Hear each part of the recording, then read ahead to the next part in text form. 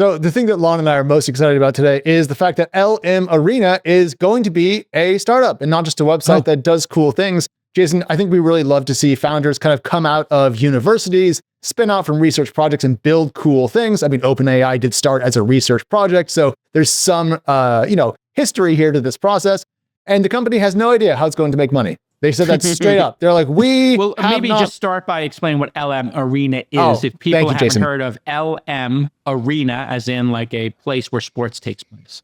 Jason, as always, pulling me back to remind folks what I'm talking about. So LMArena is a place that has hosted a very popular leaderboard for which AI models are considered by the community to be the best. And instead of just using predefined tests to run models through and get numbers out, it has a cool arena feature where you put in a prompt and then it gives you two competing results.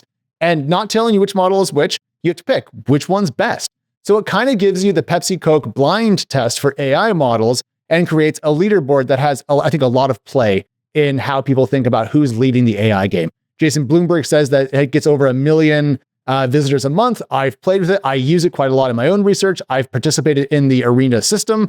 And it's just great to have a way to show people, hey, this is what people actually think is good without having to brand on it. So to see that company, which has been pretty open, pretty useful, become a company, I think is genius. It's a super important thing to benchmark these and create a little bit of a competitive environment.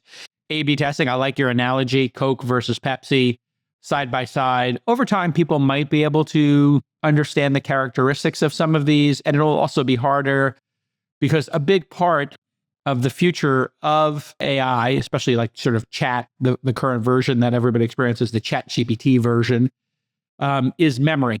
So understanding what you've done in the past, it's kind of like Google searches. You used to be able to do a Google search, compare it to a Yahoo search, and we did this at Mahalo back in the day and see if we could make a better result. But then when the results become personalized and Google knows where you are, they know what websites you've been to, they might favor specific websites and say, oh, you like to read the New York Times. I'll move the New York Times up a little bit. So that will change it. There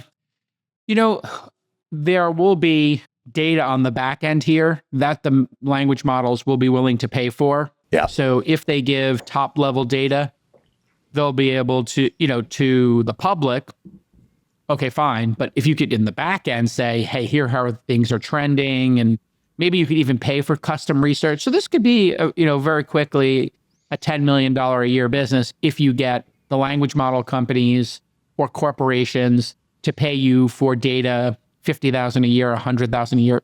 If they found it valuable, I don't know if they will find it valuable enough. So I'm curious what the actual business model will be over time. Yeah. So back in the day, we used to say, social companies, Snap when it was small, Twitter when it was small, they'll sort it out later on, get to scale and then figure out the monetization. Mm-hmm. And in some cases that really did work. Snap is public, X is still doing billions a year in revenue and so forth.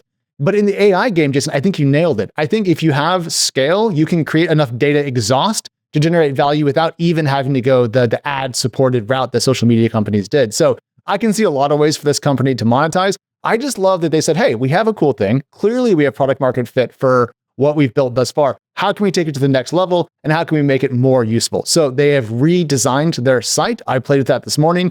It's fine. It's a good redesign. I think it works pretty well. But to go the corporate route, I think is very fun. My question is, who will invest in them? Any venture capitalist will take a bet on this because it's AI. They'll get some data from it. Sometimes VCs will make a bet on a company that has growth and has interesting data because it could inform their other investments over time. And this one seems to have a pretty clear path to cover their expenses. Like, what could it cost to run this?